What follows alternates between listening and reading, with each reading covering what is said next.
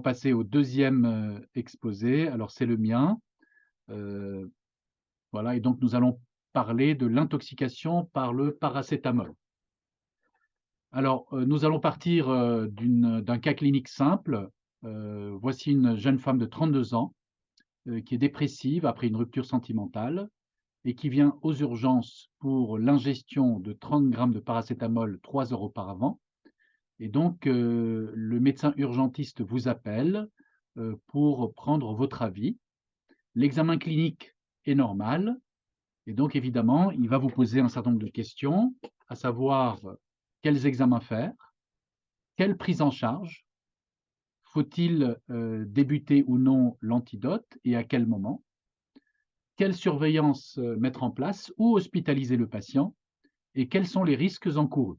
Vous voyez, donc c'est une situation très simple et évidemment l'interaction est un peu difficile dans les 20 minutes imparties. Donc je vais faire un exposé général au travers duquel nous allons essayer de répondre à ces différentes questions. Alors, premier point évidemment, les intoxications par le paracétamol, c'est quelque chose de très fréquent, car évidemment le paracétamol est très disponible dans les foyers. Dans chacun de nos pharmacies, nous avons du paracétamol, souvent d'ailleurs en quantité toxique. Malheureusement, le paracétamol est aussi une cause importante de mortalité. Vous voyez ici, selon les données des centres antipoisons américains, la position et la létalité des intoxications par le paracétamol.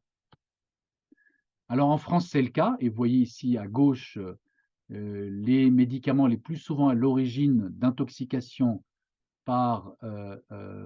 selon les centres antipoisons. Et vous voyez très clairement le paracétamol apparaît souvent dans les 20 premières positions, et c'est le médicament le plus vendu en France.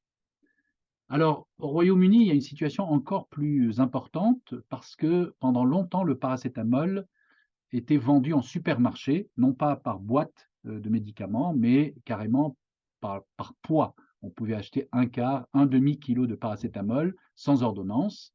Et on estime qu'il y a à peu près 10 fois plus d'intoxication au paracétamol au Royaume-Uni, d'ailleurs 10 fois plus de mortalité également. Et vous voyez ici l'évolution du nombre de décès par intoxication au paracétamol en fonction du temps, et on voit très clairement que la mesure qui a permis de réduire la mortalité, ce n'est pas tellement l'utilisation de l'antidote, mais la limitation de la taille des paquets, et puis plus récemment, le retour du paracétamol en pharmacie. De fait, évidemment, puisque le paracétamol a été pendant longtemps une spécificité anglaise, eh bien, tous les grands chercheurs qui ont fait progresser le domaine et dont vous connaissez les noms et dont on va parler tout à l'heure, eh bien, sont tous anglais, car évidemment, il y a 10 fois plus d'intoxication au paracétamol au Royaume-Uni. Alors, tout d'abord, quels sont les mécanismes de toxicité du paracétamol? Donc, le paracétamol, si vous le prenez en quantité recommandée, eh bien, il va être essentiellement conjugué, surtout par glucuroconjugaison, et éliminé par le rein. À l'inverse, si vous le prenez en grande quantité, eh bien, les enzymes de conjugaison vont être rapidement saturées et une partie du paracétamol, dose dépendante, va être oxydée par les cytochromes P450 en un métabolite toxique que l'on appelle la NAPQI. Ce métabolite peut partiellement être neutralisé par le glutathion. Alors pourquoi partiellement? Parce que les réserves de glutathion sont limitées dans la cellule et au bout d'un moment, eh bien, le métabolite s'accumule et donc va interagir avec la cellule hépatique et va donner des radicaux libres, des adduits de l'ADN et des lipoperoxydations, entraînant évidemment des lésions cellulaires et donc la destruction de la cellule hépatique. On voit tout de suite évidemment qu'il est attendu un certain délai entre l'ingestion et l'apparition de la cytolyse en raison de tous ces mécanismes biochimiques.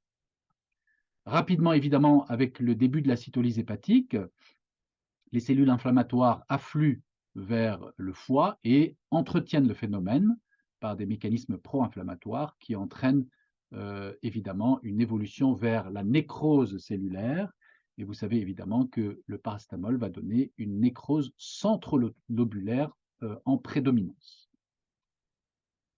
Alors, cette intoxication dite lésionnelle a évidemment un antidote, heureusement pour nous d'ailleurs. Et comme vous voyez, l'histoire de cet antidote est relativement récente. En 1974, on a mis en évidence le rôle protecteur du glutathion dans le métabolisme du paracétamol.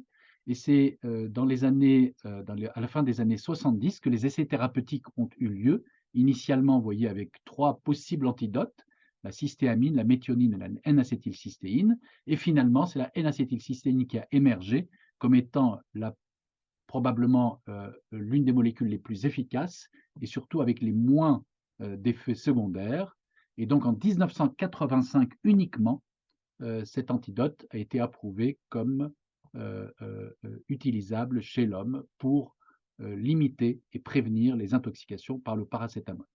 Alors comment agit la N-acétylcystéine? Eh bien, soit directement en neutralisant le métabolite toxique et en réduisant les radicaux libres, soit indirectement en régénérant les stocks de glutathion qui, à leur tour, vont neutraliser le métabolite toxique. Alors, en phase plus retardée de l'intoxication, la N-acétylcystéine a également un rôle anti-inflammatoire et antioxydant, qui sont d'ailleurs utilisés dans d'autres situations. Donc, globalement, c'est une molécule qui agit à tout niveau, quel que soit le temps de son administration, par rapport à l'exposition au paracétamol. Alors vous allez me dire, est-ce qu'il existe un essai thérapeutique randomisé démontrant l'intérêt de la N-acétylcystéine par rapport à un placebo? Réponse non. La démonstration de l'intérêt de la N-acétylcystéine est sur cette diapositive.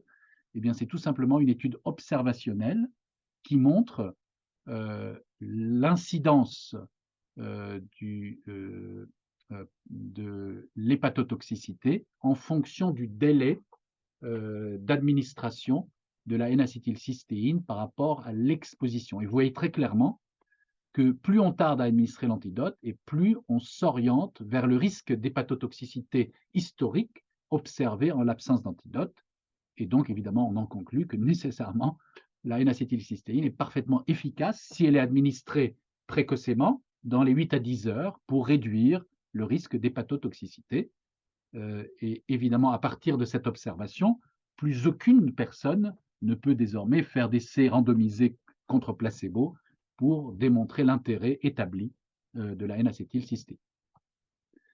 Alors, évidemment, l'expérience la plus importante d'utilisation de cet antidote est anglaise, et vous voyez que très rapidement, les Anglais ont attiré l'attention sur un certain nombre d'effets secondaires, digestifs, mais aussi anaphylactoïdes. D'ailleurs, quand on regarde leurs données, on voit que ces effets secondaires sont assez impressionnants. Vous voyez, quasiment 70% de risque d'effets secondaires intestinaux, 25% de risque d'éruption cutanée, 13% de risque de bronchospasme. Donc des choses évidemment qu'on n'a pas l'habitude de voir en France. Pourquoi? Pour 2 raisons. Premièrement, parce que les Anglais ont maintenu longtemps le protocole de perfusion rapide de la dose de charge de N-acétylcystéine sur 15 minutes, alors qu'en France, on est venu très rapidement à le faire sur 1 heure. Et donc ça a réduit les effets secondaires de type anaphylactoïde. Et deuxièmement, évidemment, c'est le fait d'administrer peut-être plus facilement la N-acétylcystéine, y compris à des personnes non intoxiquées par le paracétamol. Et donc ça, c'est un point à connaître en fait. Attention, les effets secondaires sont plus importants si vous administrez la N-acétylcystéine à un patient non intoxiqué par le paracétamol que si vous l'administrez à une personne intoxiquée par le paracétamol. Malgré tout, évidemment, ça reste un médicament parfaitement bien toléré. Et vous voyez alors même que quand on analyse les prescriptions de N-acétylcystéine, un tiers d'entre elles comportent des erreurs de calcul de dose, des erreurs de durée d'administration, de moment d'administration. Eh bien, les risques restent faibles et les seuls cas de décès extrêmement rares rapportés à la N-acétylcystéine sont des cas d'erreur de plus de 10 fois la dose au moment de la prescription de N-acétylcystéine.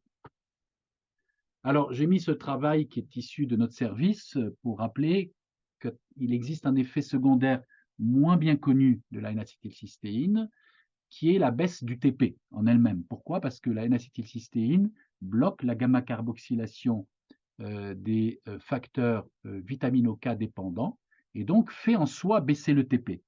Or, évidemment, lorsque l'on prescrit la N-acétylcystéine, on est inquiet d'un risque d'hépatotoxicité et parfois on voit baisser le TP et on s'inquiète.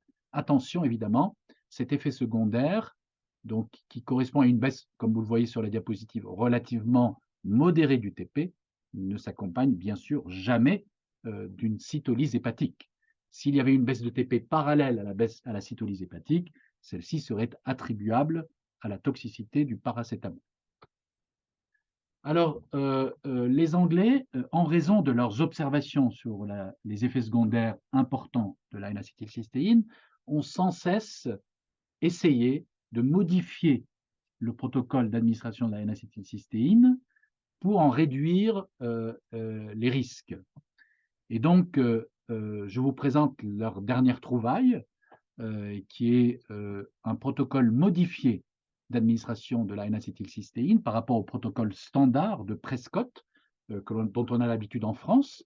Je vous le rappelle, 150 mg par kilo en 1 heure, et non en 15 minutes comme les Anglais, suivi de 50 mg par kilo en 4 heures, puis de 100 mg par kilo en 16 heures, soit un total de 21 heures.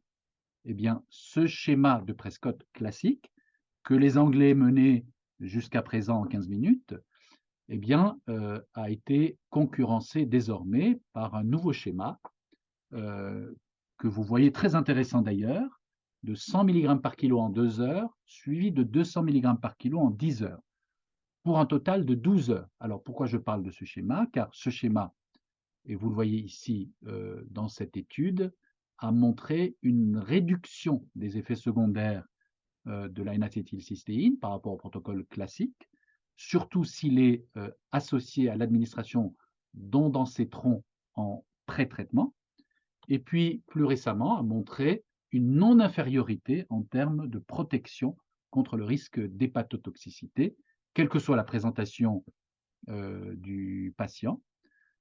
Et donc, évidemment, aujourd'hui, ce protocole prend de l'intérêt, car c'est une administration en 12 heures du traitement, et donc il pourrait bien sûr notamment réduire les possibilités d'hospitalisation des patients et donc des coûts.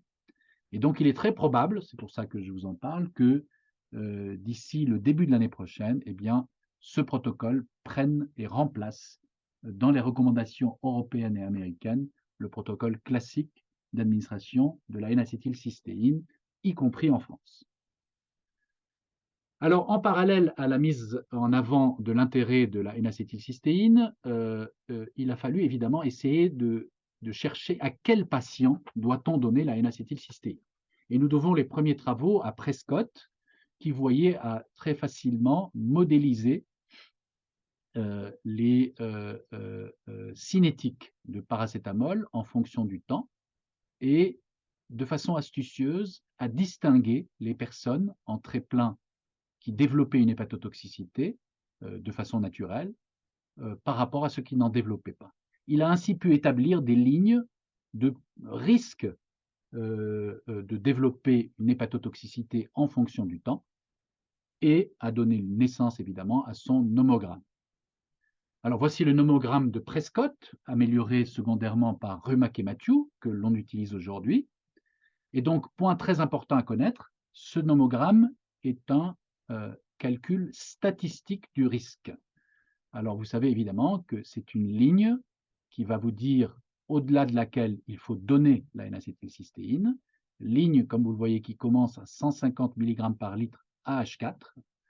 Et lorsque votre point tombe au-dessus de la ligne, vous devez donner la N-acétylcystéine. Et lorsque le point tombe en dessous de la ligne, vous ne devez pas donner la N-acétylcystéine. Alors pourquoi je dis que c'est un nomogramme statistique? Car évidemment, si l'on montait la ligne vers le haut, intuitivement, on traiterait moins de patients, donc on réduirait les risques d'effets secondaires, mais par contre, on pourrait à la limite ne pas traiter des patients qui développeraient, en raison d'une vulnérabilité, une hépatotoxicité. Si on baissait la ligne vers le bas, voyez qu'intuitivement, on traiterait beaucoup plus de patients, donc on augmenterait les coûts et les effets secondaires, mais à l'inverse, on pourrait se rapprocher du risque zéro de ne jamais ne pas traiter un patient à risque. Donc, gardez en mémoire que le nomogramme n'est une aide qu'à l'identification des patients à risque d'hépatotoxicité, mais en aucun cas, évidemment, il doit se substituer au raisonnement clinique. Alors, c'est le nomogramme que l'on utilise aujourd'hui dans la majorité des pays que vous connaissez. Et donc, comme vous voyez, évidemment, ce nomogramme ne peut être utilisé que dans 3 conditions. Premièrement, une ingestion unique et non répétée. Deuxièmement, une connaissance de l'heure d'ingestion pour pouvoir y rapporter la concentration de paracétamol. Et troisièmement, une mesure de la paracétamolémie au-delà de H4. Et vous voyez, avant H4, on ne peut pas se prononcer sur la valeur de la paracétamolémie, car nous ne sommes pas en zone d'absorption, d'élimination du paracétamol. Alors évidemment, chez les personnes les plus vulnérables, celles qui ont des déficits en glutathion, chez les alcooliques, chez les dénutris, chez les personnes qui ont une induction enzymatique des cytochromes, eh bien, on pourrait tout à fait évidemment se passer du nomogramme, car ces patients sont à plus fort risque, et donc il vaut mieux les traiter, peut-être par excès, que d'éviter de les traiter. Alors, les Anglais, pendant longtemps, avaient une ligne qui était à 200 mg par litre, un peu différente de la nôtre. Et il y a une dizaine d'années, ils ont fait un bilan général de toutes leurs intoxications par le paracétamol et ils ont rapporté une dizaine de patients dont le point était en dessous de leur ligne, qui n'avaient donc, à juste titre, pas été traités par une acétylcystéine, mais qui étaient morts quand même d'hépatotoxicité liée au paracétamol. Donc des personnes extrêmement vulnérables. Suite à cette étude, ils ont décidé d'abaisser leur ligne à 100 mg par litre.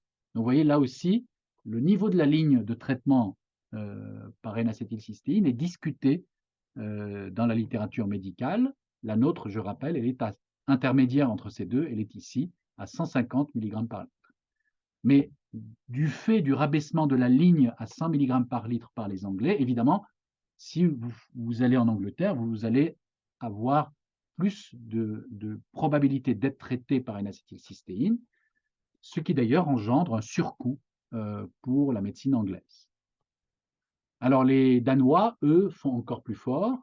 Eh bien, eux, ils n'utilisent pas le nomogramme et traitent systématiquement tous leurs patients intoxiqués par le paracétamol, quelle que soit la paracétamolémie, qu'ils n'utilisent que pour certifier l'ingestion de paracétamol, car ils veulent le risque zéro. Les Nordiques, dans beaucoup de situations, aiment bien le fameux risque zéro, y compris au détriment d'un surcoût hospitalier et d'une augmentation des effets secondaires démontrés dans leurs travaux. Alors, bien sûr, cette discussion scientifique intéressante et cette analyse du nomogramme n'a d'intérêt que dans les pays occidentaux riches qui peuvent faire une mesure de la paracétamolémie dans un délai compatible avec la décision. Il faut savoir que dans la majorité des cas, évidemment, des pays, on ne peut pas mesurer la paracétamolémie en urgence et donc on va se baser sur la dose supposée ingérée. Et vous voyez ce travail simplement pour montrer qu'il y a une très bonne corrélation entre les seuils de traitement basés sur les concentrations et les doses supposées ingérées. Ainsi, on va donner le traitement chez un adulte à partir de 200 mg par kilo et chez un enfant chez un adulte à partir d'une ingestion d'environ 150 mg par litre et 150 mg par kilo, et chez un enfant à partir de 200 mg par kilo. Alors, il existe beaucoup d'autres moyens de prédire le risque, qui sont des moyens souvent plus compliqués. Ce qui fait d'ailleurs, pour le moment, que le nomogramme garde tout son intérêt. Je vous ai mis ici un indice assez intéressant que l'on appelle l'indice PSI. Simplement, vous voyez, il nécessite carrément un ordinateur pour pouvoir prédire le risque d'hépatotoxicité, que l'on prédit parfaitement, comme vous voyez ici sur ce diagramme. Simplement, évidemment, il est compliqué et donc à 3 heures du matin, lorsque vous devez décider de traiter ou pas un patient, je vous défie, de, calculer l'indice psy. Probablement dans les années à venir, un certain nombre de biomarqueurs biologiques, beaucoup plus précoces et sensibles que les transaminases, seront, disponibles en urgence.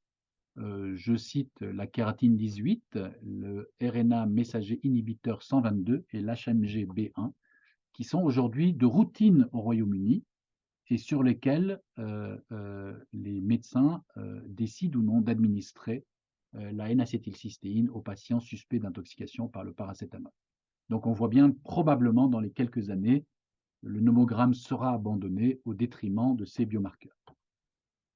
Alors, l'intérêt de la N-acétylcystéine reste valable, quel que soit le moment auquel le patient est vu, y compris dans les formes tardives, y compris en présence d'une insuffisance hépatocellulaire, pour réduire le risque d'œdème cérébral et de décès. Alors, une situation importante sur laquelle je veux attirer votre attention, c'est l'intoxication accidentelle par ingestion répétée de paracétamol. Vous voyez typiquement la personne qui a une migraine, qui a un abcès dentaire, il va prendre du paracétamol comme des petits bonbons, pensant que c'est anodin.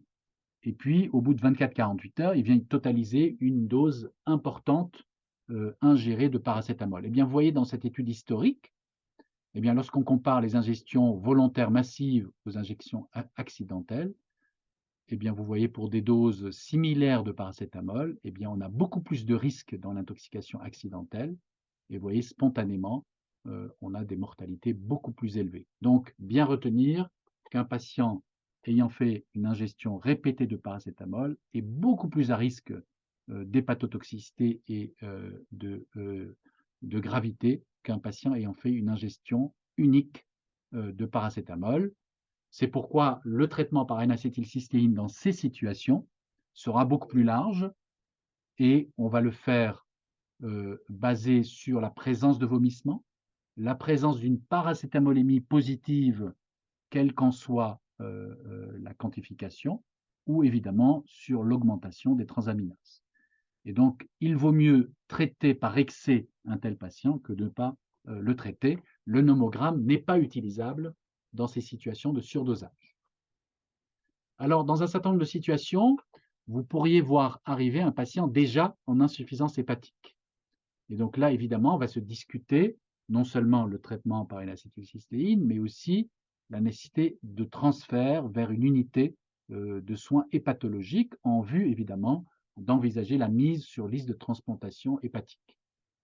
Et on voit très clairement que l'encéphalopathie hépatique est probablement le facteur le plus solide de transfert vers ce type d'unité, mais également l'élévation du lactate sanguin avec une valeur de 3 millimoles par litre comme seuil malgré le remplissage, et bien sûr l'altération du TP avec un INR supérieur à 3.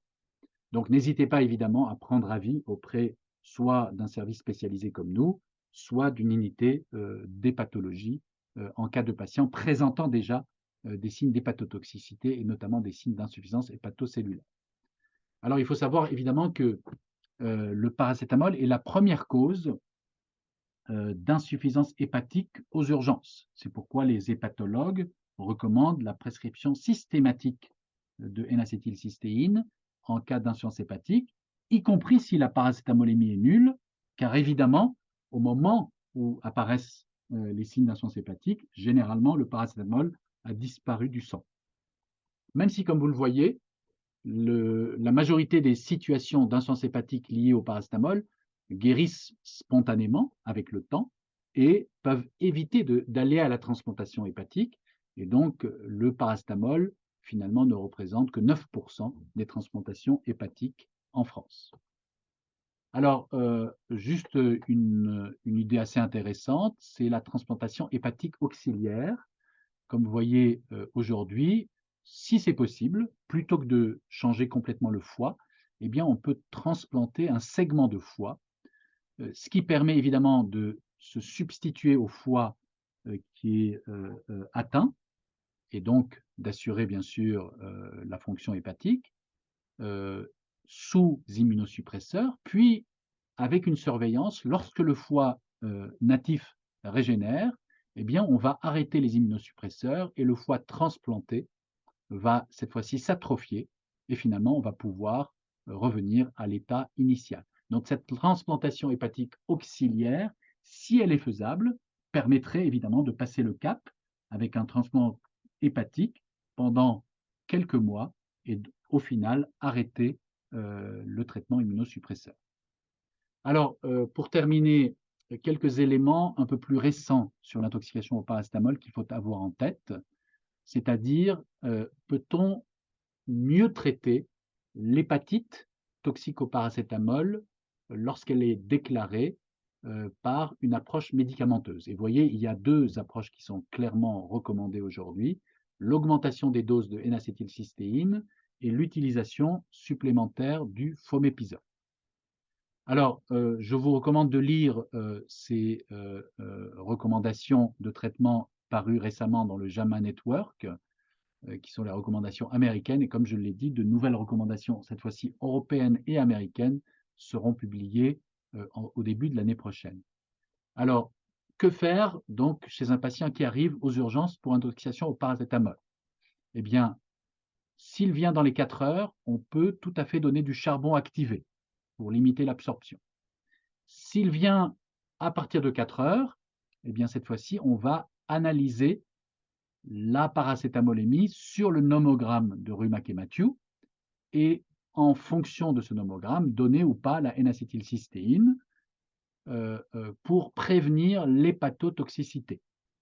Si bien sûr on ne peut pas utiliser le nomogramme parce que par exemple on ne connaît pas l'heure d'ingestion, on ne donnera pas de N-acétylcystéine si la paracétamolémie est nulle ou si les transaminases sont normaux. Et si les transaminases sont normaux. À l'inverse, par contre, si la paracétamolémie est positive et ou si les transaminases sont anormaux, on va donner la N-acétylcystéine de la même façon.